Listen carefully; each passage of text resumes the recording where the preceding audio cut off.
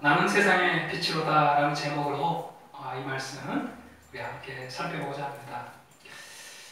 지금은 시골에도 이 정부가 들어와가지고 칠흑 같은 어두움은 좀처럼 경험하지 못하지만 제가 어린 시절만 해도요 정말 밤하늘은 칠흑 같은 어두움이었어요. 얼마나 이 어두움이 짙었는지 한치 앞을 내다보지 못하니까 어떨 때는 말이에요, 아랫동네에서 윗동네로 가는데 이 배를 밟는 그런 일도 있었어요. 그 정도로 한치 앞이 너무 어두워가지고 한치 앞을 이렇게 볼 수가 없어서 그 끔찍한 뱀을 밟았던 그런 기억도 생각이 납니다. 그렇게 어두운 날, 또 보름달이 이렇게 뜨면 얼마나 환한지요. 다른 어떤 빛을 내지는 못하잖아요. 태양빛을 반사할 정도인데 이 주위가 워낙 깜깜하니까 그렇게 달빛으로도 참 주위가 환했던 그런 기억이 납니다. 여러분, 우리의 인생을 살다 보면 때론 이 칠흑 같은 어두움을 경험할 때가 많이 있죠. 정말 한치 앞이 보이지 않는 인생의 어두움을 경험할 때가 많이 있습니다. 최근에는 이 갑작스럽게 코로나19가 2020년 새해 벽두에 이렇게 발생할 것이라고 누가 예상을 했겠어요. 이 코로나19로 말미암아 모든 계획이 다 틀어지고 숲으로 돌아가고 정말 엄청난 계획들을 세웠지만 하루아침에 모든 계획들이 다 물거품이 되어버리는 그런 일을 경험할 때가 참 많다라는 거예요. 또 어떤 분들은 갑작스럽게 그렇게 교통사고를 당한다든지, 또 예기치 않은 이 암이 우리에게 발병돼서 정말 앞이 캄캄한 그러한 인생길을 경험할 때도 있고요. 갑작스러운 병으로 병원에 입원해야 될 때도 있고, 그뿐만 아니라 정말 원치 않는 그런 인간관계로 인해서 깊은 상처를 받을 때도 많이 있다라는 거예요. 그런데 더 우리를 힘들게 하는 것은 나에게 다가온 이러한 고난과 이 고통이 어떤 의미가 있는가, 그 의미를 좀 깨달으면 괜찮은데 정말 그 의미를 알 수 없을 때 우리에게 다가오는 그 고난, 고통은 더 배가가 된다라는 거예요. 그래서 사람들이 왜 하필 나에게 이런 일이 일어나냐고, 그래서 원망도 하고 불평도 하고 정말 자기의 분노를 막 표출하지 못해서 그렇게 답답해하는 분들이 참 많은 것 같아요. 여러분, 오늘 본문에 보면 나면서부터 맹인이 된 그러한 사람이 등장하고 있습니다. 그야말로 아무런 이유 없이 까닭 없이 그냥 나면서부터 맹인인 거예요. 태어나 보니 다른 사람들과 비교해 보니까 자기는 지금 앞을 보지 못하는 이 깜깜한 어두움이 늘 그 앞에 드리워져 있어서 그렇게 하루하루를 살아가고 있는 거죠. 자신이 당하는 고난의 이유를 아는 것도 아니고요, 또 이 고난으로 인해 미래에 어떤 소망이 있는 것도 아니에요. 그냥 맹인으로 태어나서 맹인으로 그냥 쭉 살다가 그렇게 갈 그런 운명이에요. 여러분, 고진감래라는 거 있지 않습니까? 쓴 것이 이제 다가오지만 그러나 조금 있다가 이제 단 것이 온다. 이 말은, 이 고사성어는 이 고생 끝에 낙이 온다라는 그 말이 바로 고진감래예요. 고진감래. 그죠? 우리 학생들이 말이에요, 특별히 이 코로나 바이러스 19 때문에 우리 가장 피해를 보는 학생들이 고3이잖아요. 지금 수능이라는 이 시험이 코앞에 닥쳐 있는데 마음에 집중이 안 되는 거예요.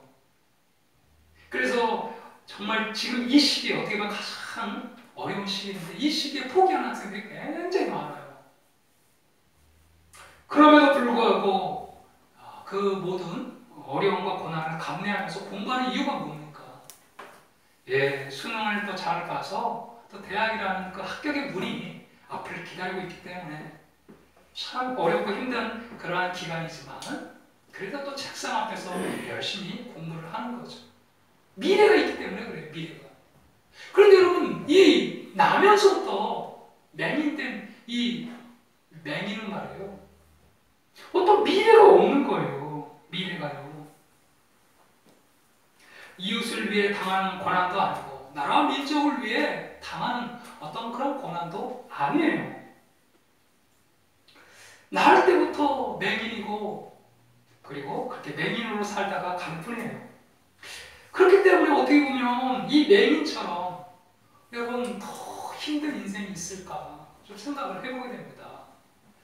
혹시 여러분 중에 나는 이 세상에서 제일 불행한 사람이다, 나는 더 이상 소망이 없다 이렇게 생각하는 사람이 혹 있을지 모르겠어요. 그런데 여러분, 오늘 이 맹인을 한번 우리가 돌아보았으면 좋겠어요. 이 맹인처럼 어떤 까닭도 없이 이유도 없이 내가 왜 지금 이런 고난을 당해야 되는지 어떤 고난의 의미도 모른 채 그렇게 하루하루를 살아가고 있는 이 맹인보다 더 불쌍한 사람이 어디 있겠냐 말이죠. 그것도 평생 그렇게 살다가 가야 될 그런 운명인데 말이죠. 그렇기 때문에 여러분, 답답한 처지에 있다 할지라도 이 맹인을 한번 생각해 보았으면 좋겠습니다. 오늘 말씀을 받으면서 이 어둠의 세상에서 참 빛이 되시는 예수님을 새롭게 발견함으로 우리의 심령 가운데 새로운 소망으로 넘쳐나길 주의 이름으로 축복합니다. 아멘. 여러분, 먼저 오늘 본문 1절을 한번 보십시오. 예수께서 길을 가실 때 날 때부터 맹인된 사람을 보신지라. 예수님이 보았어요. 수많은 사람들이 그 맹인의 앞을 지나가면서 저 청년 참 안 됐다, 저 부모는 도대체 누구이길래 어떻게 저 청년 먹고 살아갈 수 있을까, 뭐 그냥 그런 말을 그냥 뱉고 지나갔을 뿐이에요. 그런데 예수님은 어떻습니까? 보신지라, 그 사람을 주의 깊게 보았다라는 거예요. 그냥 지나간 것이 아니고요. 여러분, 왜 예수님이 주목하여 그 맹인을 보았을까요? 그렇죠. 예수님께는 해답이 있기 때문에 여러분, 그 맹인을 바라보신 줄로 믿습니다. 만약 우리 주님께 해답이 없다고 한다면 우리 주님도 그냥 다른 사람들처럼 한마디 뱉고 지나갔을 거예요. 그렇지 않겠습니까? 뭐 고쳐줄 수도 없는데 어떻게 그 맹인을 그렇게 주목하면서 볼 수 있겠냔 말이에요. 그러나 예수님께는 해답이 있기 때문에 예수님은 그 맹인을 주목하여 본 줄로 믿습니다. 예, 그래요. 주목해서 우리 예수님께서 보신 거예요. 우리 이사야 41장 14절 보니까 지렁이 같은 너희 야곱아, 너희 이스라엘 사람들아 두려워하지 말라. 나 여호와가 말하노니 내가 너를 도울 것이라. 내 구속전한 이스라엘의 거룩한 자니라. 이렇게 말씀을 하고 있어요. 여러분, 우리는 지렁이와 같은 그러한 존재예요. 참 고난 가운데도 쉽게 쓰러지고 넘어지고 그 고난에 밟혀 정말 잠깐 꿈틀거리다가 그렇게 절망할 수밖에 없는 존재가 여러분, 우리잖아요. 그럼에도 불구하고 하나님은 두려워하지 말라고 말씀합니다. 왜냐하면 내가 너와 함께 있어 너를 도울 것이라. 우리를 도와주시는 하나님, 하나님께서 내가 너와 함께하여 너를 도울 것이니 지렁이 같은 너 야곱아, 비록 연약하고 나약하고 그냥 한번 밟히면 밟혀 죽을 수밖에 없는 그렇게 약한 너희라 할지라도 내가 너를 도울 거야. 두려워하지 마. 이렇게 하나님께서 우리에게 말씀해 주고 있는 거예요. 예수님이 주목해 보시는 거예요. 이 맹인 정말 까닭도 없이 이유도 없이 그렇게 평생 고난의 이유도 모른 채 그렇게 하루하루를 살아갈 수밖에 없는 그러한 맹인, 우리 주님이 보신 거죠. 여러분, 그렇습니다. 우리의 삶에 고난이 다가올 때 우리를 주목하고 계시는 예수님을 생각할 수 있기를 축복합니다. 해결책을 가지고 우리를 주목하시는 예수님을 볼 수 있기를 축복합니다. 이 주님을 기억하고 우리가 부르짖을 때에 우리를 주목하고 계시는 주님께서 다가와 일하시기 시작하실 것입니다. 여러분, 부르짖을 때에 그 고난의 의미를 깨닫게 돼요. 왜 이 고난이 나에게 왔는지. 그럴 때에 여러분, 우리에게 새로운 소망이 생기게 되는 것입니다. 그러나 아무리 예수님이 주목하여 본다 할지라도 이 맹인이 예수님에 대한 믿음이 없다고 한다면 예수님은 결코 역사할 수 없어요.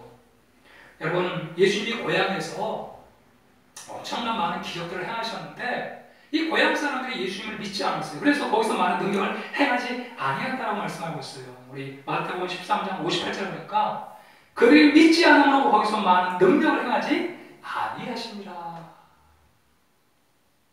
예수님은 믿음을 통해 역사하세요. 그런데 믿지 않으면 예수님은 아무 일을 할 수가 없잖아요. 그래서 2절부터 5절까지 이제 예수님께서 그 맹인의 이 잠자고 있는 믿음을 일깨우기 위해서 이제 제자들과의 대화를 이렇게 하게 돼요. 이 대화 가운데 어떻게 맹인 10년 가운데 있는 그 믿음을 일깨우고 있는지를 우리가 좀 주목하면서 2절과 5절을 2절부터 5절까지 좀 살펴보고자 합니다. 자, 2절을 보니까 제자들이 물어 이르되 와피어 이 사람이 맹인으로 나온 것이 누구의 죄로 인함이니까? 자기이니까? 그의 부모이니까? 제자들은 그냥 전제를 깔고 예수님께 지금 묻고 있어요. 자, 예수님께서 맹인을 주목해서 바라보니까 제자들 입장에서 예수님이 뭔가를 할 것 같은 느낌이 드는 거죠. 그죠? 그러니까 이제 이 맹인에 대해서 질문을 하는 거예요. 이 사람이 맹인으로 난 것이 누구의 죄로 인함이니까? 자기니까? 부모 때문이니까? 그러니까 제자들은 아예 처음부터 이 남일서부터 맹인으로 태어난 이 사람이 죄 때문에 이러한 고난을 지금 당하고 있다 이렇게 생각을 하는 거죠. 좀 다시 표현해보면 현재 모든 삶의 원인이 과거에 있다라는 거예요. 과거에 어떤 죄를 지었기 때문에 이 맹인이 지금 이런 고난을 당하고 있는 거 아닙니까? 그러면서 이 제자들이 은근히 이 부모에게 죄가 있는 듯한 그러한 지금 말을 하고 있는 거죠. 자기니까? 부모니까? 아무래도 뭐 맹인은 남에서부터 태어났으니까 이 사람은 뭐 어떤 죄가 있는 건 아니잖아요. 그죠? 그럼 뭐예요? 그 부모가 어떤 죄를 지었기 때문에 그래서 이 사람이 이렇게 맹인으로 태어난 것이 아닙니까? 자, 여러분 어떻게 여기에 대해서 대답하시겠어요? 근데 놀라운 사실은요, 이 예수님의 대답이에요. 여러분 3절 말씀을 좀 한번 같이 읽으면서 고난에 대한 주님의 시각을 우리가 동일하게 좀 가질 수 있길 축복합니다. 우리 3절 말씀을 한번 같이 한번 읽어봅시다. 예수께서 대답하시되 이 사람이나 그 부모의 죄로 인한 것이 아니라 그에게서 하나님이 하시는 일을 나타내고자 하십니다. 아멘. 여러분, 고난에 대한 이 예수님의 시각이 우리의 시각이 좀 되었으면 좋겠어요.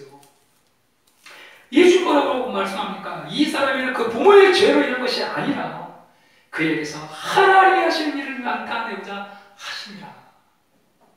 분명 죄 때문에 여러 가지 우리 현재 지금 많은 일들이 여러분 분명히 벌어집니다. 우리 조상 아담과 하와도 죄 때문에 결국 하나님과 관계가 단절됐잖아요. 예, 우리의 과거 저지른 어떤 그 죄 때문에 분명히 그 죄의 대가를 받는 것은 사실이에요. 그러나 모든 것이 다 여러분 죄 때문에 이렇게 고난이 다가오는 것은 아니라고 말씀을 하고 있어요. 여러분, 우리가 이것을 좀 기억해야 될 필요가 있어요. 예수 믿는 사람은 적어도 고난을 이렇게 바라볼 필요가 있다는 것입니다. 비록 우리의 죄 때문에 고난이 다가온다 할지라도 하나님은 그걸 모든 것을 합력하여 선을 이루실 줄로 믿습니다. 아멘. 여러분, 과거에 우리의 실수를 바로잡기 위해서 그런 고난을 주실 수가 있어요. 그죠? 계속해서 그 죄가 반복되어 죄를 짓게 되면 그 죄 때문에 우리의 인생이 망가질 수 있기 때문에 하나님께서 고난을 보내서 그 과거의 실수를 바로잡고 우리 잘못된 성품을 고치기 위해서 때론 그 고난을 우리에게 보내실 수 있다는 거예요. 그러나 여러분, 결코 그 고난은 우리를 망케 하는 고난이 아닐 줄로 믿습니다. 그뿐 아니라 이유 없는 고난을 당할 때도 하나님은 더 큰 계획이 있음을 알아야 한다는 거예요. 여러분, 요셉 너무 잘 알잖아요. 아버지 편애 때문에 형들의 미움을 받아서 결국은 이 이스마엘 상인들에게 팔려 보디발의 종으로 끌려가지만 또 거기에서 그 보디발 안에 유혹을 뿌리치고 결국 감옥에 들어가지만 하나님은 그 상황을 역전시켜 마침내 그 상황을 통해서 예굽의 국무총리로 세워서 이스라엘 백성들을 구원하는 그러한 구원자로 세우시잖아요. 요셉이 하는 말을 한번 들어볼까요? 우리 한번 같이 한번 읽어봅시다. 시작. 하나님이 큰 구원으로 당신들의 생명을 보존하고 당신들의 후손을 세상에 두시려고 나를 당신들보다 먼저 보내셨다. 그렇지 나를 이루고 보내면 당신들이 아니오 누구나? 하나님이시다. 하나님이 나를 바르게 아버지로 삼으시고 그 온 집의 주로 삼으신다. 내가 온 땅의 통치자로 삼으셨나이다. 형들이 막 두려워하고 있어요. 옛날에 이 요셉을 팔아버렸던 그 기억 때문에 이제 요셉이 우리에게 보복하지는 않을까 두려워하고 있을 때 요셉이 이렇게 지금 이야기를 하고 있는 거예요. 나를 이곳에 보낸 것은 당신들이 아니라 하나님이시라고. 그래서 사도 바울은 로마서 8장 28절에서 이렇게 말씀합니다. 우리 같이 한번 이 말씀 읽어봅시다. 우리가 하나님과 하나님을 사랑하는 자, 그의 뜻대로 부르심을 입은 자에게 모든 것이 합력하여 선을 이루느니라. 아멘. 여러분, 이 사실을 우리가 꼭 기억해야 합니다. 우리의 과거의 죄, 실수, 연약함, 그 모든 것들을 하나님과 합력해서 결국은 여러분 우리에게 좋은 결과를 낳게 하신다는 거예요. 마침내 합력해서 선을 이루신다는 것입니다. 우리의 삶의 모든 순간순간을 사용하셔서 하나님의 하시는 일을 나타내고자 마시는 분이 여러분 우리 하나님이신 줄로 믿습니다. 우리가 이것을 잊지 말아야 돼요. 그래서 어떤 고난 가운데서도 비록 나의 죄 때문에 당한 고난이라 할지라도 하나님 이것조차도 합력하여 선을 이루실 그 하나님 바라보면서 여러분 우리가 나아가야 될 줄로 믿습니다. 이 예수 그리스도의 고난에 대한 시각을 우리가 받아들여야 돼요. 이 맹인이 나면서부터 맹인된 것은 하나님이 하시는 일을 나타내고자 하십니다. 우리의 모든 고난은 다 하나님이 하시는 일을 나타내고자 하신다는 이 사실 큰 안목에서 우리가 그것을 꼭 기억해야 한다는 거예요.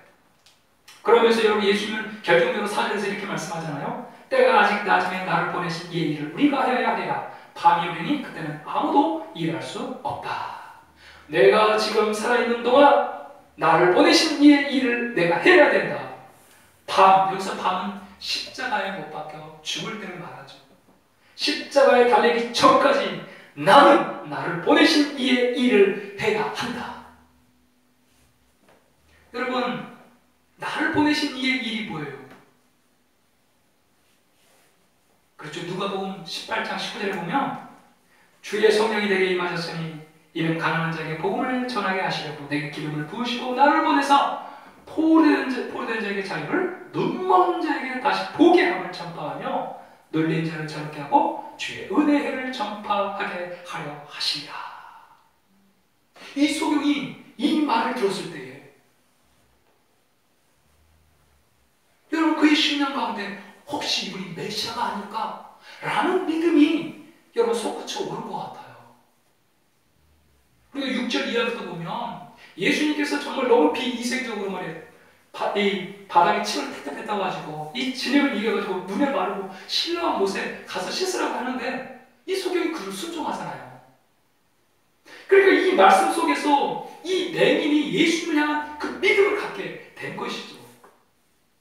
내가 살아있는 동안 내가 아버지의 일을 해야 될 것이다. 그 아버지의 일이 뭐냐면 바로 눈먼 자에게 다시 보게 하는 일이에요. 눈먼 자를 뜨게 해서 다시 보게 하는 일. 그래서 이 소경이 이 말씀을 딱 듣는 순간에 이분이 바로 나의 눈을 뜨기 위해 이 땅에 오신 나의 구원자가 아닐까?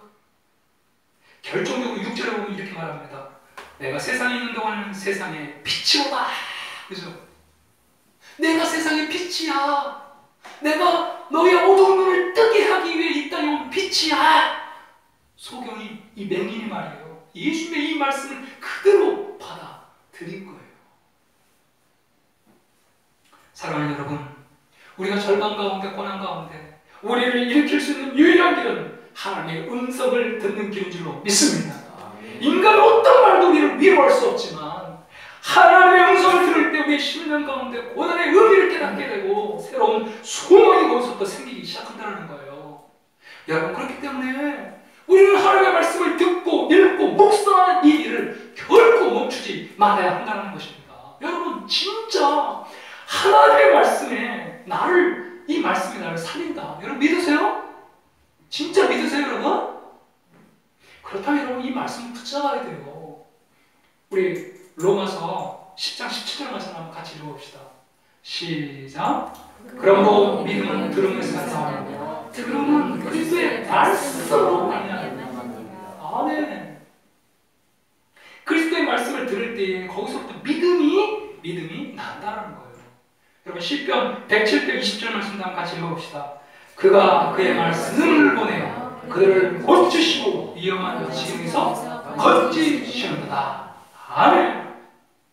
이 소경의 믿음을 우리 예수님께서 일깨우기 위해서 바로 이 제자들과의 이 대화를 시작하신 거예요. 여러분, 예수님의 말씀이 아니고는 우리가 어디에서 소망을 얻습니까? 예수님의 말씀을 우리가 들을 때에, 그 말씀을 묵상할 때에, 그 말씀을 읽을 때에 우리의 심령 가운데도 이런 놀라운 예수님을 향한 믿음이 솟구쳐 오르게 되고 정말 예수님이 내 몸에 손만 대셔도 나을 것이라는 믿음이 다가오게 되는 줄로 믿습니다.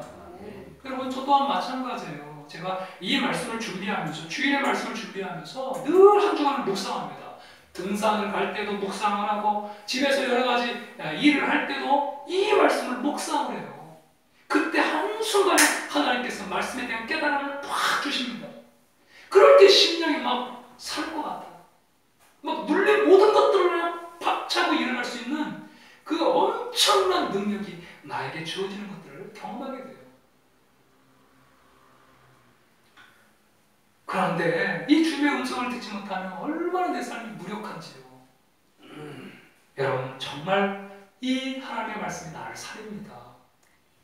그래서 말씀을 붙잡아야 돼요. 어떤 형편 사정 가운데서도 여러분 적어도 하루에 2잔은 그래도 먹어야 되지 않습니까? 이 말씀을 먹을 때 내 심장이 살아나 여러분 그때부터 기도하게 되고 모든 관계가 풀리게 되고 우리의 삶에 이 고난이 여러분 변해서 축복이 되는 역사가 일어나게 될 것입니다. 여러분, 그래요. 정말 예수님의 말씀 붙잡아야 돼요. 여러분, 이제 6절과 7절을 한번 보시면 예수님은 그가 말씀하신 대로 세상의 빛이라는 그 말씀을 증명하기 위해 실제적으로 이 맹인을 치료하는 일을 행하세요. 한번 보세요. 어떻게 행하시는지. 이 말씀을 하시고 땅에 침을 뱉어 진을 이겨서 그의 눈에 바르시고 이르시되 실로암 못에 가서 씻으라 하시니 실로암은 번역하면 보냄을 받았다는 뜻이다. 이에 가서 씻고 밝은 눈으로 왔더라. 자, 6절 말씀을 한번 보시면 땅에 어떻게 해요? 침을 뱉습니다. 뱉었어요. 그리고 어떻게 해요? 진을 이겼어요. 그리고 그의 눈에 바르고 실로암 못에 가서 씻고 오라는 거예요. 그러면 네 눈이 뜨여질 거라는 거예요. 사람들은요, 당시에 그 민간요법으로 이 침에는 치료의 그 약이 있잖아요. 이게 얼마나 우리 침이 독한지요. 실제적으로 이 벌레에게 우리가 침을 뱉어놓으면 얼마 있다 이 벌레가 죽어요. 우리의 이 침샘이 얼마나 강력한지요. 이 침샘이 묻어야지 소화가 돼요. 그 정도로 우리의 침샘이 강력한 역사를 합니다. 그래서 이 고대에는 민간요법으로 이렇게 침을 뱉어서 이렇게 막 진흙을 이렇게 바르는 어떤 그런 행위들이 있었던 것 같아요. 그래서 많은 학자들이 바로 예수님이 민간요법을 사용하신 것이다 이렇게 해석하는 학자들도 있어요. 그런데 여러분, 초대 이 교부들은요 이것을 어떻게 했냐면, 지금 예수님께서 침을 뱉어 진을 이겨 이 소경의 눈에 바른 것은 처음에 하나님께서 인간을 흙으로 빚으시고 그 코에 생기를 불어넣으시는 재창조의 행동이었다 이렇게 해석을 하는 거예요. 그럼으로써 예수님이 자기 자신이 누구인 걸 드러내는 거예요? 하나님이심을 드러내는 거죠. 내면의 눈을 뜨게 한 이 사건은 지금까지 한 번도 이런 사건이 없었어요. 인간의 능력을 할 수가 없어요. 그래서 여러분, 이 내면의 눈을 뜨게 한 이 사건은 바로 재창조의 행위로 우리가 해석을 해야 한다는 거예요. 여러분, 예수님이 우리의 삶에 관여하실 때 이러한 재창조의 역사가 일어나는 줄로 믿습니다.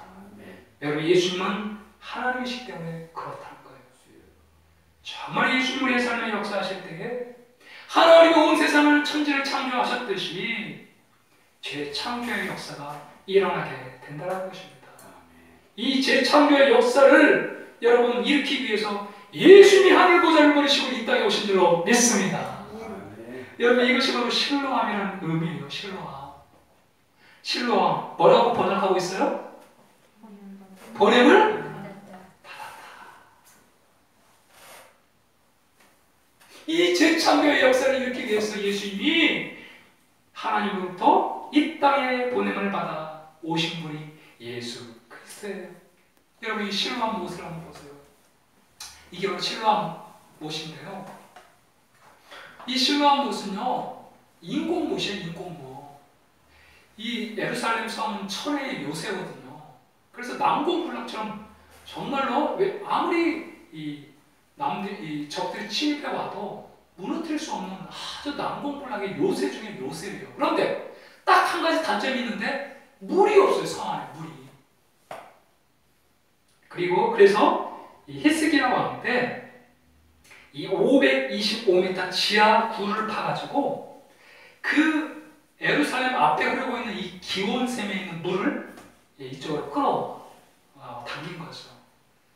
그래서 이 기온샘에 있는 물이 이렇게 흘러왔다 해서 보냄을 받았다는 그런 의미인 거예요. 그래서 실로암이라는 이름을 짓게 된 것입니다. 사랑하는 여러분, 맹인의 눈을 뜨게 하기 위해서 이 땅에 보냄받은 실로암, 그 실로암이 여러분 누구일까요? 그 실로암이 바로 예수 그리스도인 줄로 믿습니다. 여러분, 예루살렘 성읍 사람들이 기근이 오거나 원수들에게 포위를 당해도, 즉 고난을 당해도 마지막으로 생존할 수 있는 생수의 원천, 그것이 실로암이듯이 예수님만이 고난 가운데서 마지막으로 살 유일한 소망, 우리의 목마른 인생에게 마지막 생수가 되시는 그분이 예수 그리스도임을 말씀해 주고 있다는 것입니다. 전쟁이 와도 기근이 와도 우리에게 보내신 예수 그리스도를 붙드는 인생, 그 인생은 영원히 목마르지 않고, 여러분, 어둠 가운데 있는 우리 책 같은 어둠 가운데, 이 고난 가운데 있자 할지라도 그 예수님만 붙든다고 한다면 반드시 보냄받은 그 예수 그리스도를 통해 새로운 살 소망을 얻게 되는 줄로 믿습니다. 아멘. 여러분, 이 말씀이 바로 이것을 우리에게 보여주고 있는 거예요. 우리에게 보내신 자, 그 실로암 못에 가서 씻을 때만이 이 맹인이 고침을 받는다라는 거예요. 사랑하는 여러분, 여러분에게 어떤 고난이 있습니까? 어떤 아픔과 어떤 어려움이 있습니까? 고난의 현장 가운데 여러분을 주목해 보시는 예수 그리스도 그분이 계심을 한순간도 잊지 않기를 축복합니다. 아멘. 그뿐 아니라 고난에 대한 예수님의 시각을 하나님이 하시는 일을 나타내게 하려 합니다. 예수님의 시각을 여러분도 가질 수 있기를 축복합니다. 아멘. 그리고 그 말씀으로 우리를 위로하시고 격려하시고 치료하시는 여러분 예수 그리스도의 말씀을 붙잡고 그 말씀에 순종할 수 있는 인생 되길 축복합니다. 아멘. 우리에게는 실로암 되시는 예수님이 계십니다.